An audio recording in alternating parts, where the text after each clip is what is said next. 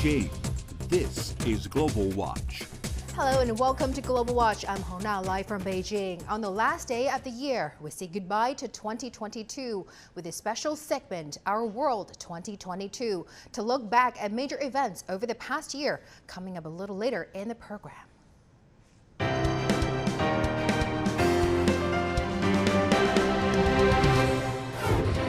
In the special, we will review the Russia-Ukraine conflict, take a live peek inside Ukraine, and discuss the impact of the conflict on our world. On climate change, we'll review extreme weather events in Asia, Africa, Europe, and North America, and talk about breakthroughs we have achieved in protecting our planet. On global governance, we will discuss China's solution to global challenges and its relations with the world. And don't miss our segment on the unforgettable moments at the Qatar World Cup. Stay tuned for our special coverage. Our top story, senior members from China's top political advisory body have gathered in Beijing in celebration of the new year. President Xi Jinping addressed them with a message for the new year and a look back at 2022. Our Li Jingyi has more. The National Committee of China's top political advisory body, the CPPCC, or Chinese People's Political Consultative Conference, have gathered to ring in 2023. They include senior government leaders, officials from non-CPC parties, the All China Federation of Industry and Commerce, prominent figures without party affiliation, officials of central CPC and government departments, and individuals from various ethnic groups and sectors of society. President Xi Jinping, who is also General Secretary of the CPC Central Committee and Chairman of the Central Military Commission, addressed the gathering. She said 2023 will be the first year for fully implementing the guiding principles of the 20th CPC National Congress. He called for great efforts to lay a sound foundation for realizing China's second centenary goal. He also hailed the achievements made in 2022 in areas such as economy, agriculture, COVID-19 response, the Taiwan issue, and major country diplomacy with Chinese characteristics, as well as significant events like the Beijing Winter Olympics and Paralympics and 25th anniversary of Hong Kong's return. She pointed out that the CPPCC has made contributions to the party and the country in 2022, and called for efforts to continue the united front strategy and consultative democracy.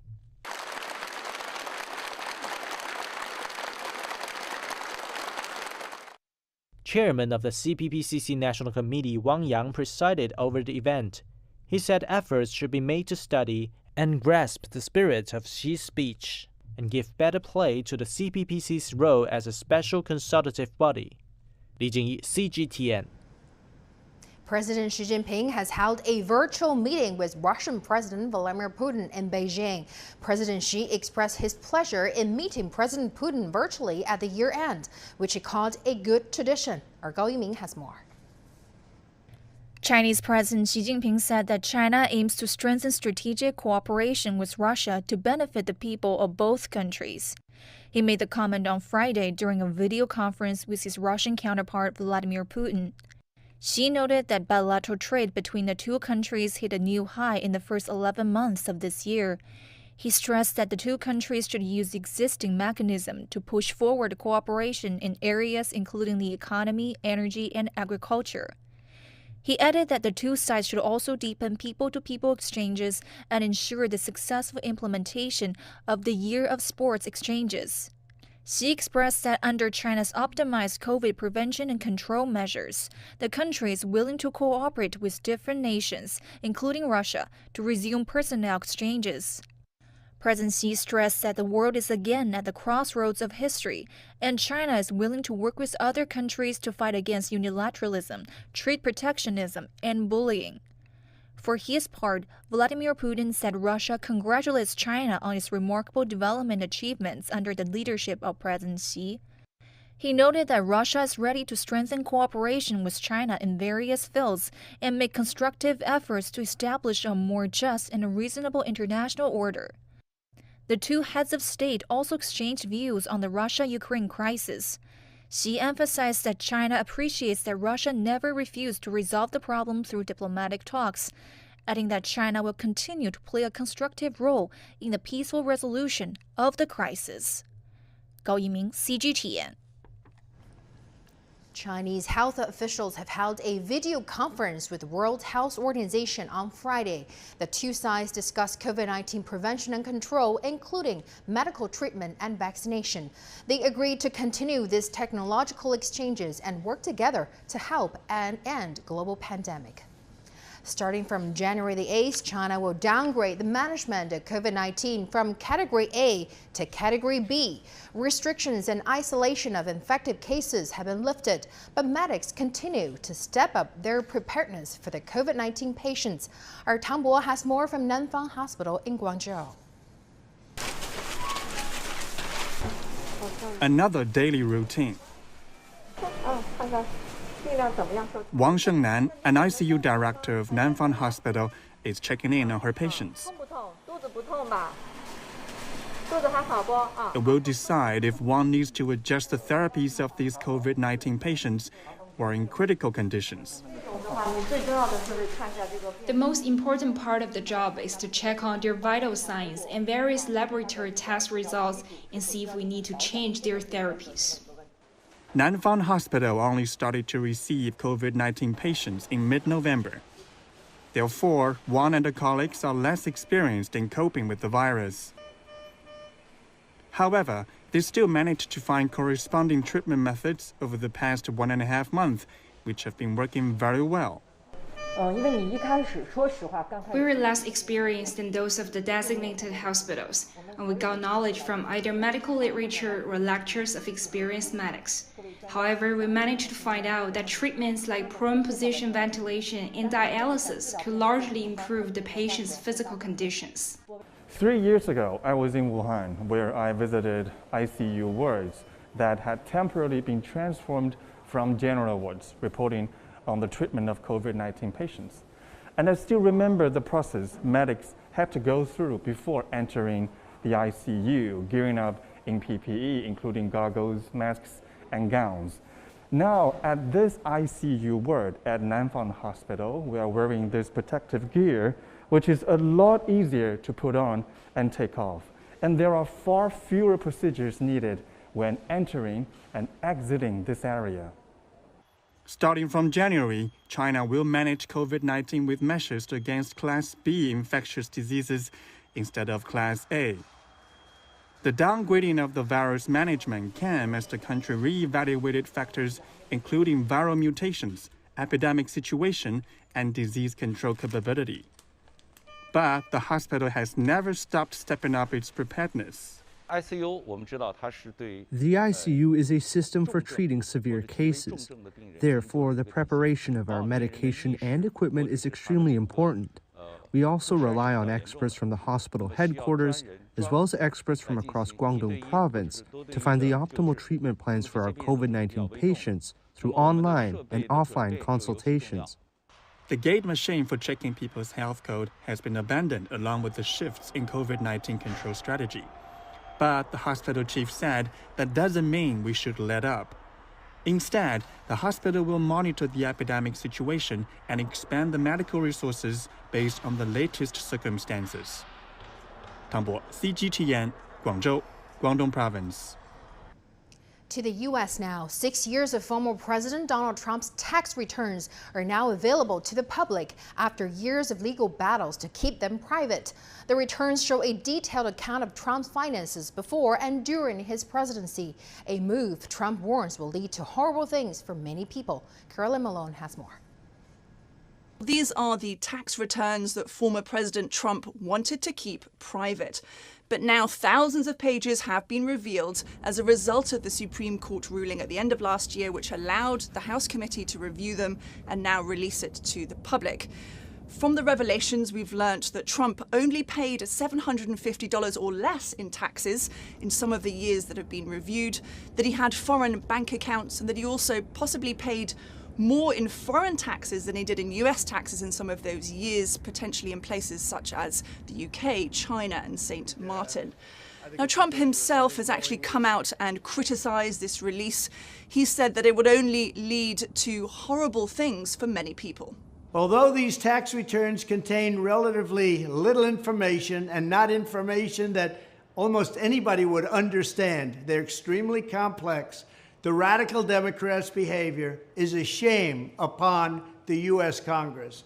Well, the Joint Committee on Taxes has also suggested looking into the loans that Trump made to his children to see whether they were legitimate gifts or, in fact, a way for Trump to avoid paying taxes. The House will be in order. There are, of course, a number of existing cases against Trump across the country and in specific states. His former financial advisor and CFO of the Trump Organization has already been found guilty of tax fraud. The January 6th committee has actually come out and referred Trump on criminal charges to the Department of Justice for his involvement in the Capitol attack. So all of this is really leading to members of his own party, the Republican Party, to question whether former President Trump really is the right candidate for them to continue to go forward and be the next candidate in 2024. Caroline Malone, CGTN, Washington. Russia is seeking to justify its strikes against a swathe of Ukrainian targets on Thursday. It says it fired missiles by air and sea against military command facilities, as well as energy facilities being used by Ukraine's military-industrial complex. Meanwhile, Ukrainian missile and artillery units have launched strikes on Russian ammunition depots and radar stations. Our Stuart Smith has more. Russia's Ministry of Defense said as a result of Thursday's strikes, all designated targets were hit, knocking out facilities that repair and produce equipment and ammunition. It also claimed rail corridors used to move foreign weapons to Ukraine's armed forces had been jeopardized, and that the transfer of reserve forces from Ukraine's western regions to the front was prevented.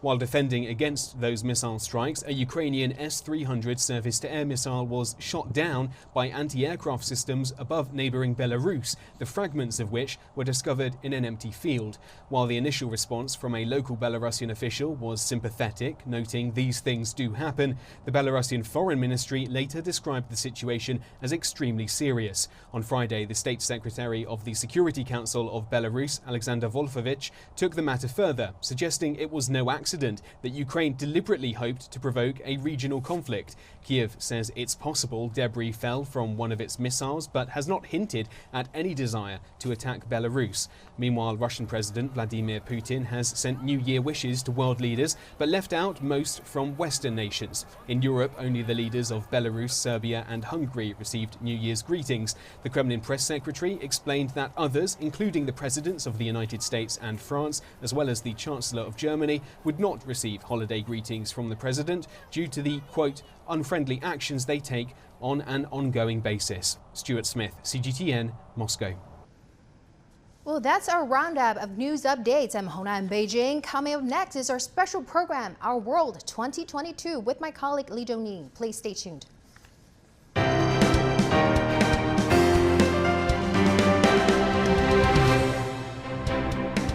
Hello there and welcome to our special program to review the year of 2022. I'm Li Dongning in Beijing. Well, this is the last day of 2022 and this year has been an extraordinary but also turbulent year. We have witnessed progress and breakthroughs in various fields ranging from politics, economics, science and technology. However, there have been moments of tension, conflicts and calamities that have left many in distress. The Russia-Ukraine conflict, for example, has been making headlines worldwide throughout the year, and its secondary crises have more extensive impacts across Europe and beyond. Along struggles and challenges, there are always opportunities.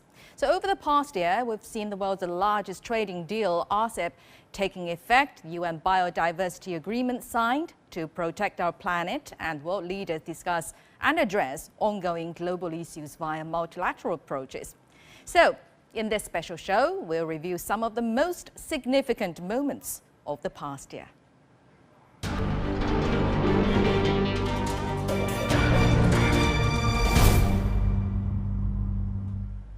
The Russia-Ukraine conflict is one of the biggest headlines of 2022. And from the time the conflict began on February the 24th, it began to have major repercussions across the world. Millions of refugees fled Ukraine, prompting a major refugee crisis in Europe.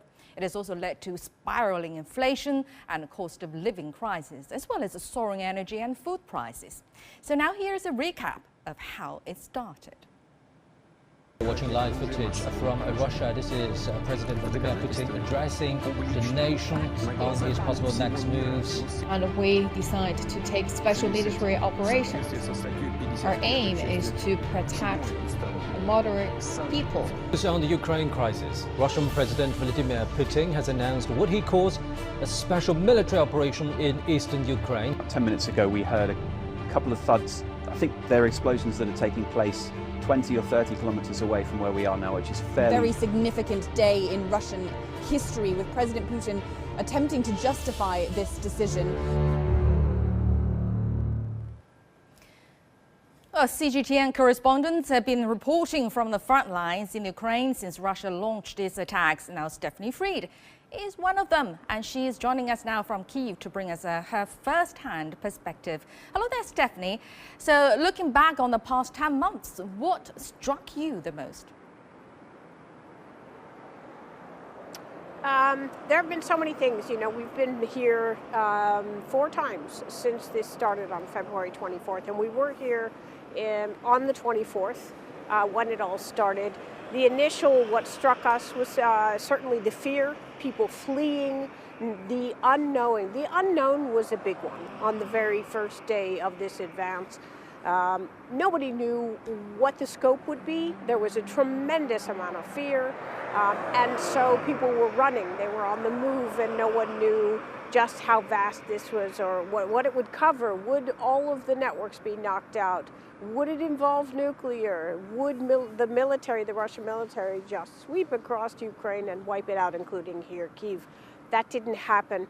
What has struck me now, let's say 10 months later, coming back and back and back and seeing as this has continued for 10 months, now what I'm seeing is, well, people, Ukrainians are very vigilant and they're tough and they speak in tough terms, and we will continue to fight. I'm seeing the networks here in specific areas. Networks are completely devastated and downed, and the worst sort of devastation that I've ever seen in years of covering conflict. At the same time, also, there's a sense now of that tough talk is also combined with people are very, the morale is low, I would have to say. Now, holiday time, with electricity here, power, internet being knocked out, and those grids being targeted, the morale, the levels have dropped in terms of how people are feeling. And certainly now, New Year's, the people I'm talking to, they say they just want to be home with their families. They really don't want to go out and celebrate. Militarily, it's been quite a surprise in terms of how Ukraine has withstood, with tremendous international support, Russian advances. And now it's the big question mark heading into 2023. What will happen? Will that continued support, will the support continue militarily, financially from the world? How long can Ukraine endure? And so a lot of questions, not a lot of answers right now. And again, people are feeling it. They're certainly feeling it at this stage. Indeed. They always have been, but now specifically. Right, indeed. Having a life with a big question mark with no answers is really tough. And it's been a year of unimaginable hardship for the people there in Kyiv and elsewhere in the country. What are some of their hopes for the new year then? Well, certainly that this war, this conflict will end. That's the #1 hope. People have lost loved ones. They've lost their homes, their livelihoods, everything. So that's the #1 hope, that there will be an end to this. People here in the immediate future, they want, those who don't have homes want homes. Those who don't have water want water, electricity, power, heat, some of the very food, some of the very, very basic needs. And it runs the gamut of what people are wishing for, because we've talked to people in the most devastated areas and people that are not in the most devastated areas. But across the board, the #1 hope is that there will be an end to this conflict. Indeed, I really wish a better year, much better year for the people there in Kyiv, and hope all your wishes will come true as well in the new year. Happy New Year in advance, Stephanie Fried reporting from Kyiv. Now, our correspondent Alyosha Milankovic takes a look at how life has changed from the Russian perspective. Moscow's Red Square has always been one of Russia's prettiest sights during the New Year festivities. However, the celebrations are a bit muted this year due to the ongoing military operations in Ukraine. Tens, if not hundreds of thousands, have perished on both sides since February 24th, while the fear of conflict has displaced millions from their homes. And here it seems there is not too much understanding for Russians who left their country. Russia is changing along with the entire planet. Many people who were not prepared for the changes decided to leave. They are not comfortable at this moment, as they were raised in an environment that has not insisted on any patriotic elements. But patriots feel vindicated as Russia has become more powerful. The plight of a certain part of the mostly urban population was just one of the changes Russia faced after February 24th.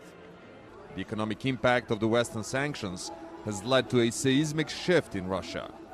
Many Western brands and factories have exited the country, fueling expectations of an imminent collapse of the Russian economy. Yet, 8 months later, collapse seems as far away as at the beginning of the sanctions. Companies left by the Western investors are now handed over to our owners practically for nothing, and have continued their successful development. Furthermore, because there is no competition from Western goods, our factories have actively replaced those goods with domestic products.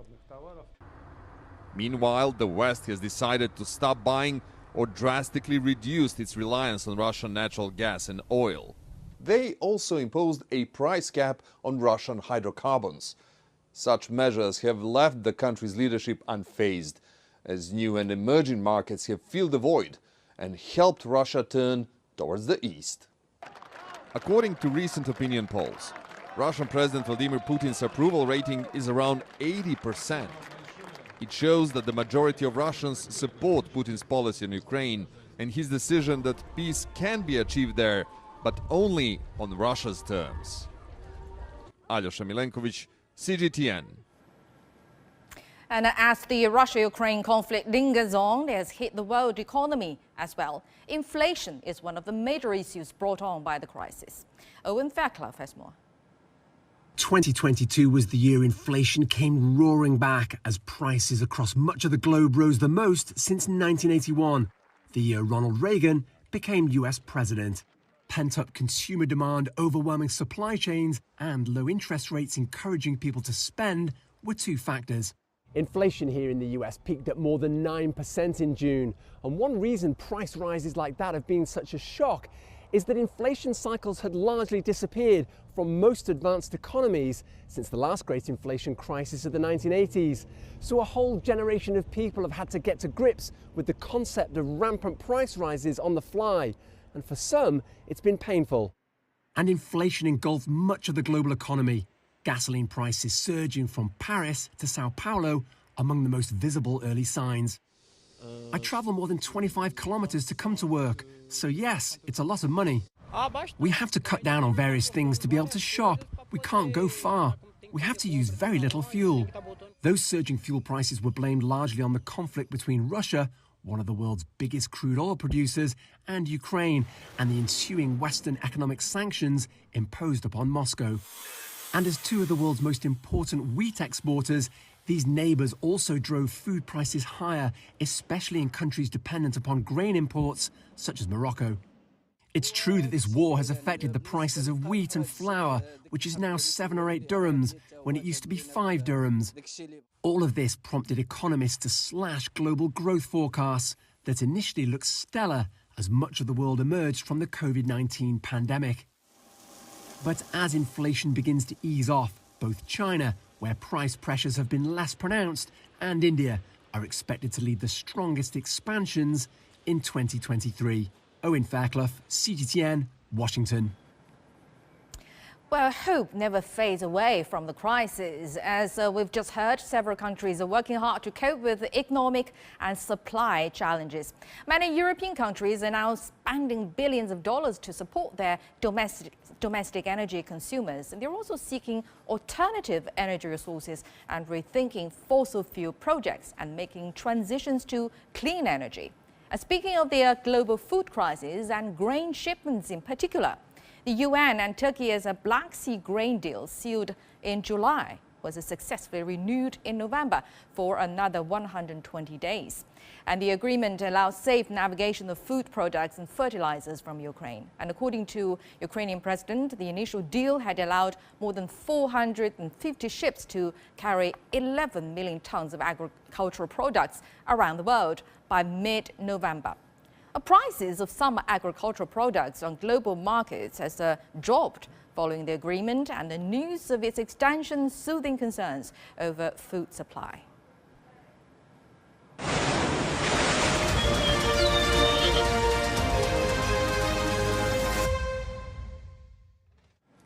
Now let's face another crisis. From scorching temperatures and dry rivers to devastating floods, climate change has made 2022 a year of extreme weather events. Europe's record-breaking temperatures this summer triggered its worst drought in at least 500 years, with the UK temperature passing 40 degrees Celsius for the first time in July. And in southern Europe, more than 1,000 died from the heat as wildfires raged in Portugal and Spain, forcing thousands of people to evacuate their homes. And in the US, the two crucial reservoirs, Lake Powell and Lake Mead, which serve 40 million people in 7 states, hit record lows in July, and water restrictions were then triggered. In eastern Africa, the worsening drought has put up to 20 million at risk. Devastating flooding has affected 5 million people across West and Central Africa. Meanwhile, India reported its hottest March in 122 years as summer began early this year. And in April, the city of Prayagraj recorded a temperature of 45 degrees Celsius. While India sweltered from extreme heat, neighboring Pakistan experienced a mix of high temperatures and heavy rains. Devastating flooding caused by monsoon rains killed at least 1,500 people. More than 33 million were affected. Our correspondent Daniel Han reports on the loss and also the long-lasting challenges Pakistan is trying to deal with. According to Pakistan's Disaster Management Authority, the southern province of Sindh and adjoining province of Balochistan remain the worst hit. At its peak, more than 1/3 of Pakistan was underwater. So that's a huge area. And even as much of the water has been drained out, there was a point at which there were huge new bodies of water the size of the United Kingdom over the province of Sindh. So it's been quite catastrophic. The United Nations chief Antonio Guterres described the catastrophe as a monsoon on steroids. It resulted in damage to more than 13,000 kilometers of road networks, as well as more than 2 million houses, which were either partially or completely destroyed. Experts say Pakistan will have to adapt and find solutions for the future as they fear recurring natural disasters in the years ahead. We have to think about it because in future it would be a matter which we would be facing on every rain, and it is very alarming for the Pakistani nation. We need dams. We have to store the water, and we have to go into small dams, big dams, because dam also helps to retain the water, and it helps to stop the floods. It helps to minimize the flood disasters. 1 million livestock was lost, as well as thousands of acres of agriculture land. According to the Post-Disaster Needs Assessment report prepared by the government, with assistance from the United Nations and other international organizations, the total damage is estimated to exceed $14.9 billion and total economic losses to reach about $15.2 billion. And the misery hasn't ended, as thousands of women and children still suffer from health crises caused by the flooding. Pakistan's carbon footprint is less than 1%. the country does not contribute to global warming but remains on the forefront of global impacts of warming and is among the 10 countries most impacted by disasters related to climate change. Experts say the international community needs to step up and help Pakistan adapt to climate change-related events. Otherwise, the consequences of inaction to fight climate change could raise greater turmoil for Pakistan in the years to come. Daniel Khan, CGTN, Islamabad. And South Korea's capital Seoul and surrounding areas also saw the heaviest rainfall in decades this summer, causing deaths and economic losses. And now our correspondent Jack Barton covered the events, and he is joining us from Seoul. Hello there, Jack. Well, Happy New Year one day in advance. South Korea was hit badly by the unprecedented extreme weather. So remind us of the impact that you covered. Yeah, records began back in 1907, and this was the wettest summer on record since those records began. Really unprecedented here in the country. Normally in August we have an average rainfall of around 350 millimeters. Sometimes we were seeing more than 141 millimeters every single hour. So it was just incredible and completely overwhelmed the capacity for not just Seoul but some of the other cities and towns hit by this deluge. So we saw flooding and landslides, unfortunately lives lost, and it's led to the city of Seoul to completely overhaul the entire infrastructure of the sewage system here, which can only really handle up to about 90 millimeters per hour at maximum without causing flooding. And of course, this all being put down to the Intergovernment Panel on Climate Change, as all due to the warming weather, creating a monsoon in the Asia region that is more intense and more unpredictable. And we've had that followed by the warmest November in a decade here in Korea due to what they call Arctic oscillation, or the cold weather being trapped in the high latitudes, between the high latitudes and the Arctic in the northern hemisphere. So very warm, about 10 degrees a day warmer than usual here. And now we have a bitter chill for the winter. It's been so cold,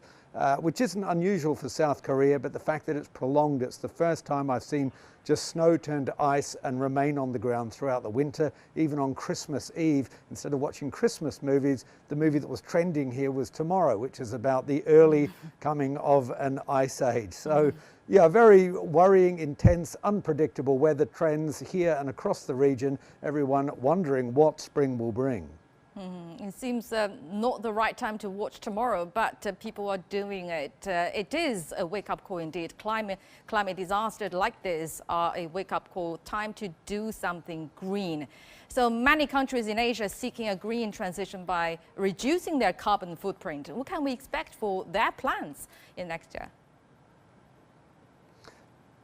We can expect progress, and the imperative, of course, is on, particularly in this region that has 93 of the world's 100 most polluted cities and also 6 of the 10 countries most at risk from climate change. But the predictions are we will see a big uptick in renewables currently across the region.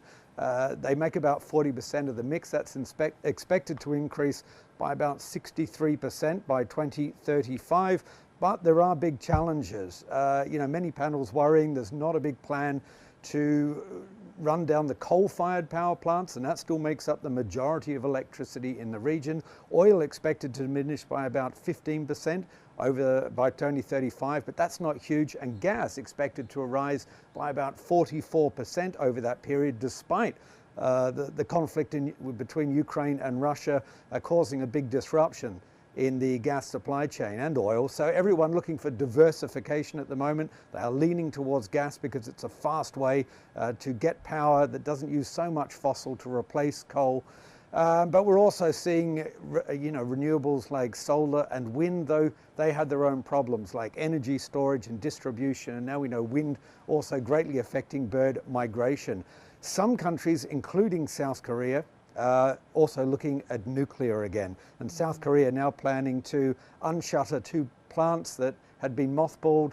They're going to be completed again, and the mix here of nuclear going from 25 to 30% by 2035. And South Korea is saying it's going to export the technology to any other country that wants to embrace it. It sees that as the only way it can make hydrogen clean enough to be really viable to put in cars, planes, ships, and really try and make the entire fuel base here hydrogen. So a lot of big plans, but a lot of headwinds. The crisis in Ukraine, Russia we mentioned before, but also economic headwinds around the world, also making some of these plans a bit more difficult, even though they're critical. Indeed, nice to see some concrete actions being taken indeed, and I hope the ice age of tomorrow will never happen. Thank you very much, Jack Barton reporting from Seoul. And in coping with climate change, the world agreed to set up a fund to pay for the devastating impact on the poorest and most vulnerable nations at this year's COP27 in Egypt. But who will pay for the fund and how it will operate remains undecided. Adel Mahuri has more. The first calls to pay for loss and damage first emerged in 1991 by the Alliance of Small Island States, the most vulnerable countries to the rise in sea levels. Yet the issue was not tackled seriously before 2013.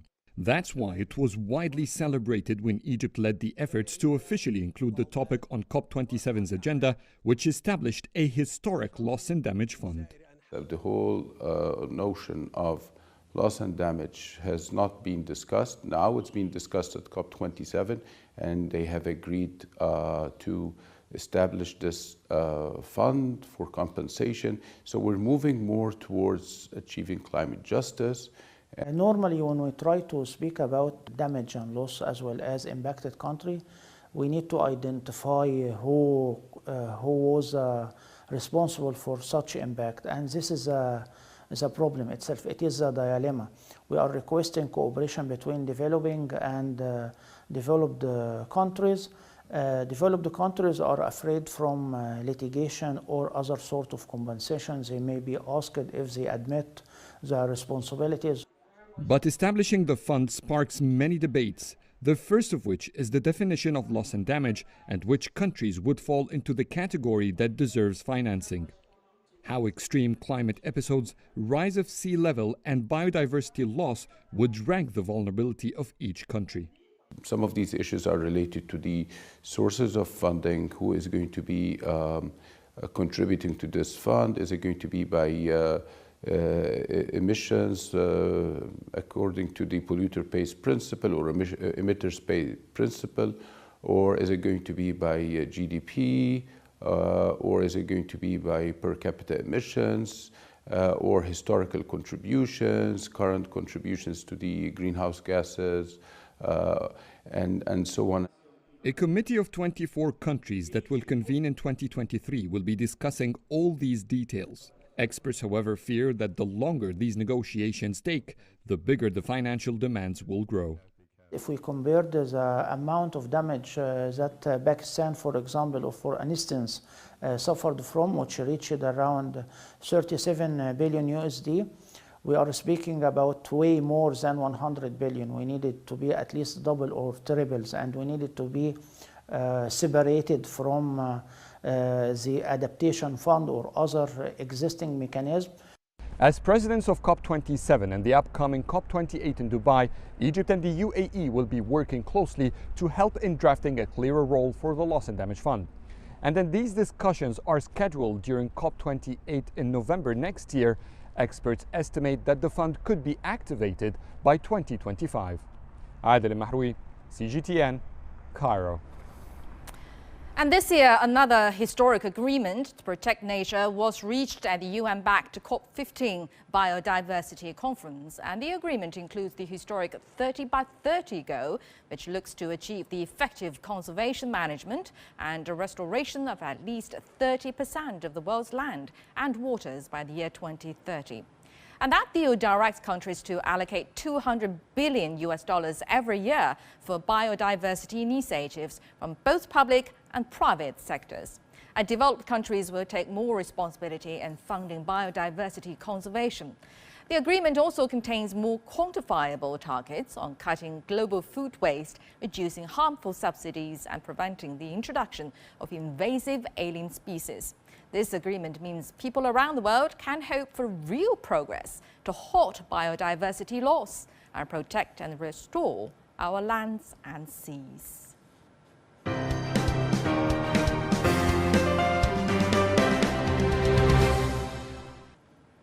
Our world leaders have discussed international ties and tensions as well as global challenges on many different occasions over the past year. The G20, APEC, BRICS and SCO meetings were all held in Asia. At G20 summit, major geopolitical players focused on global health architecture, sustainable energy and digital transformation. The APEC eyed more efforts on strengthening supply chain resilience and rules-based multilateral trading system. The annual summit of the Shanghai Cooperation Organization, or SCO, saw member nations exchange opinions on key issues and also discuss on expanding the bloc's membership. The Beijing Declaration adopted at the BRICS summit pledges to safeguard peace and security. The Regional Comprehensive Economic Partnership, known as RCEP, came into force in 2022. And the world's largest trading deal has brought a number of benefits to the enterprises and organizations of its signatories and has accelerated the economic integration of the Asia-Pacific region. Well, we have reviewed some major headlines of the year, and also for some insights, we're now joined by Mr. Qu Qiang, Assistant Director at International Monetary Institute in Renmin University of China. And we also have independent political and economics affairs commentator Aina Tangen. Well, gentlemen, welcome to our year-end show. We've reviewed a lot of human disasters and natural disasters. Of course, natural disasters are not being very natural indeed.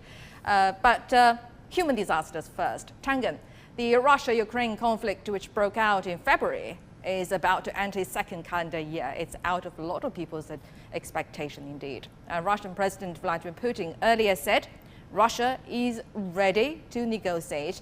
And during Friday's virtual meetings between Chinese and Russian leaders, President Xi Jinping also stressed peaceful resolution, as always. So how do you see things going on in 2023? Unfortunately, it looks like it's going to continue to be a stalemate. The positions from the Russian side and the Ukrainian sides are nowhere near reality in terms of both sides sitting down and working out something that will prevent needless deaths. China is asking that everyone sit down and talk, but before you can sit down and talk, the parties have to be willing. And at this juncture, it looks like you're going to have a situation where the best we can hope for is a ceasefire and perhaps a demilitarized zone being set up. But even that seems quite far away. Right, and the virtual meeting between Xi and Putin also noted the changing and also turbulent international environment in the world. Collins English Dictionary reviews the 2022 word of the year to be perma-crisis. So, which means an extended period of instability and insecurity. In other words, we don't know what new crises or problems might be around the corner indeed. So, on that note, what major events and breakthroughs do you look forward to in the upcoming year? Well, at this juncture, I'm hoping that 2022, we kind of hit the bottom, and that 2023 and 24 might be difficult, but they will begin a rebuilding process. The fact that China has opened up, that is going to unleash a tremendous amount of tourism dollars, which could go to support especially nations throughout Southeast Asia and even Europe. And that hopefully will be the start of a new possibilities economically as we're looking at a recession. Technology, that's going to be very, very important. On your earlier episode, you were talking, there was a gentleman talking about the promise of hydrogen, which is cleaner and much safer than a lot of the other opportunities out there in terms of energy.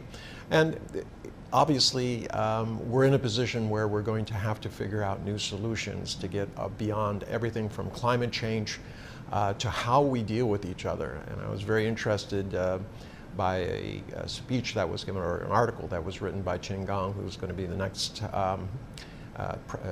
Minister of Foreign Affairs. He is now. He is now, where he has made it very clear that there are going to be differences, maybe even 100 years from now there will be differences, but there's got to be a way of getting together. And I think it's about attitude. China is clearly saying that it's going to pursue what it sees as positive issues in terms of security and development, and allow others to do the same, but they cannot force people to go along with the global agenda unless they want to.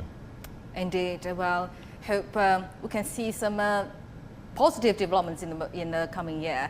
Mr. Chu, over the past year, possible recession has been feared in many places around the world.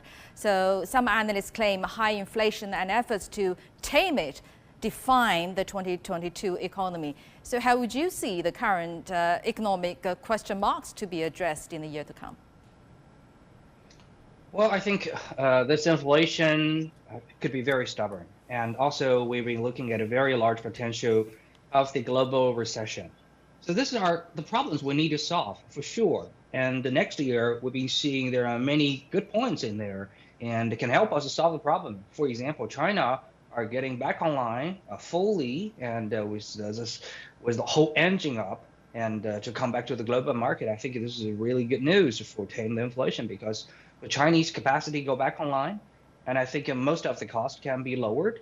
And also, we're going to provide more of the demand to counter the recession of the whole globe next year. So I think we still have a tough fight ahead of us for sure. And also, you need to understand inflation cannot be solved in one day. That's true. But also, I think with a global effort, with all of us, like America, China, European Union, ASEAN countries, and the Eastern Asia region, I think with all of us coming together, I think we can solve this problem as a human society with a shared destiny. And China, the second largest economy in the world, has also recently adjusted its COVID-19 policies. For example, the country ends quarantines for incoming passengers. How do you think these adjustments mean to the global economic recovery from the pandemic? Well, I think this is absolutely great news for the global economy and a recovery. You take a look at the past year's experience and data of Korea, Japan, in European Union and North America, you will find out that they recovered for sure. But in most of the regions, I think the recovery can be in a very, very sharp curve goes up and then flatten very soon and even drop a bit in the second half of the year. Why is that? We can't not help thinking about this reason. I think one of the most important reasons is that China is not back online in the last year, or in the year we will soon just come over.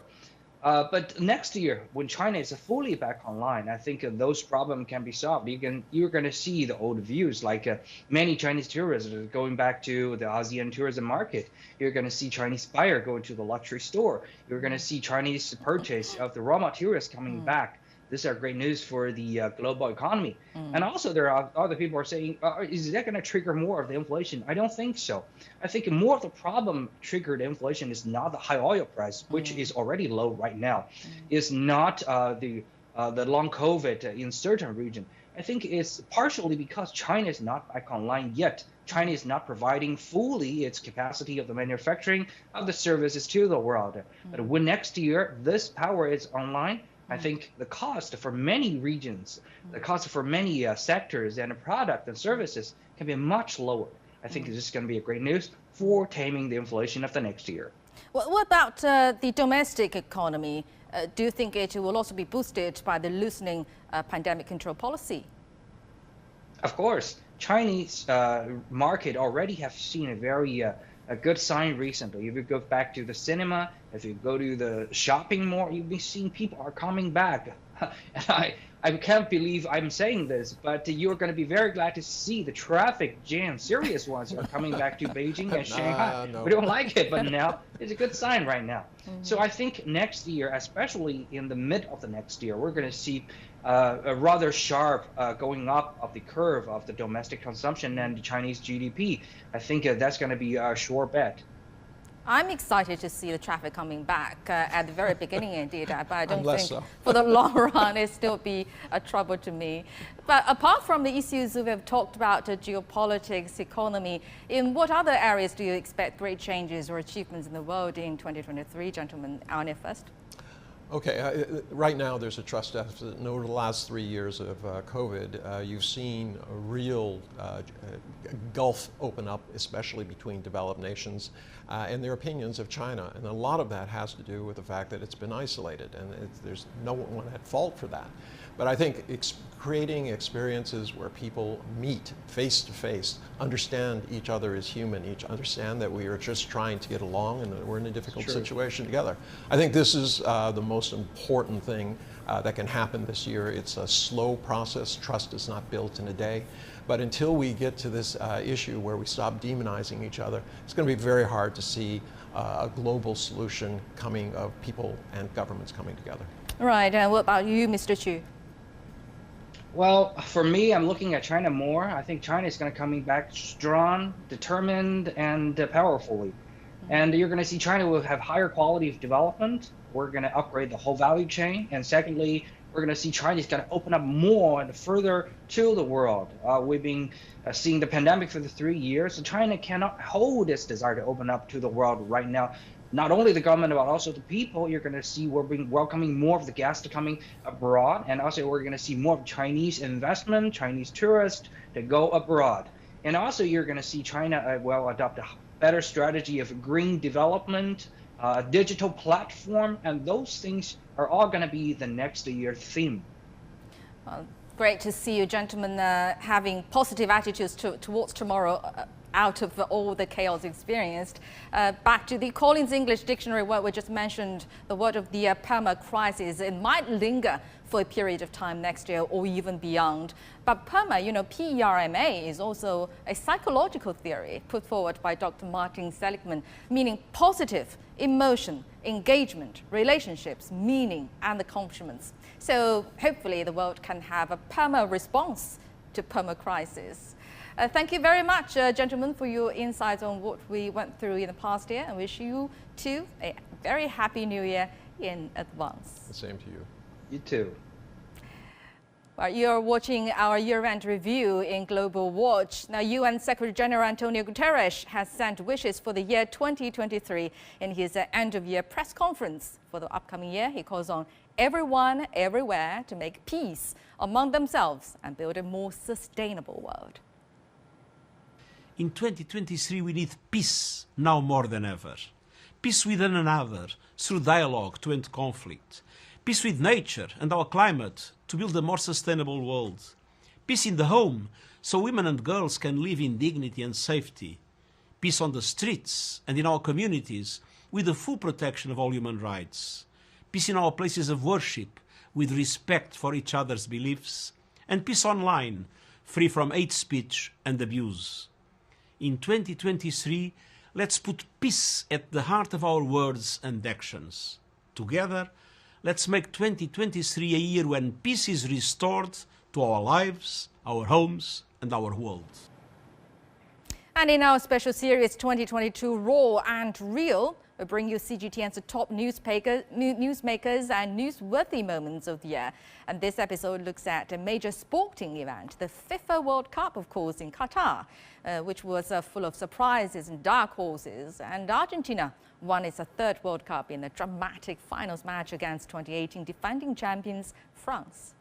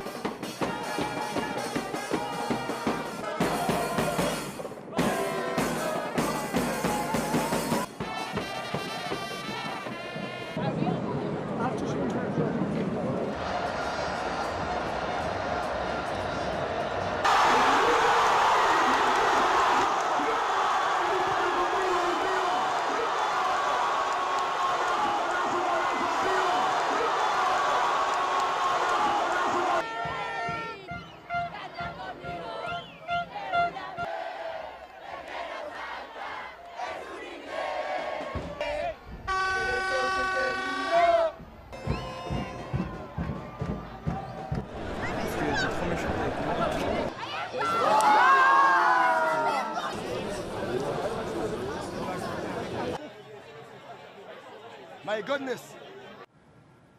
Happy moments for the Argentinians, for the Argentines. And as the world is about to ring in the new year, countries and leaders are looking to more achievements and joint efforts to address global issues. Major powers are expected to take responsibility in enhancing global governance and tackling global challenges and crises. So there is hope that political and geopolitical conflicts could soon be settled by peaceful means, and the world economy can further recover and improve. So before we go, we'll end on a happy note with 13 giant panda cubs sending their best wishes for the new year. They are always the mascot of peace and the cutest creatures in the world. So have fun with them. I'm Li Dongning in Beijing. Thanks for watching. We wish you a new year of health and happiness.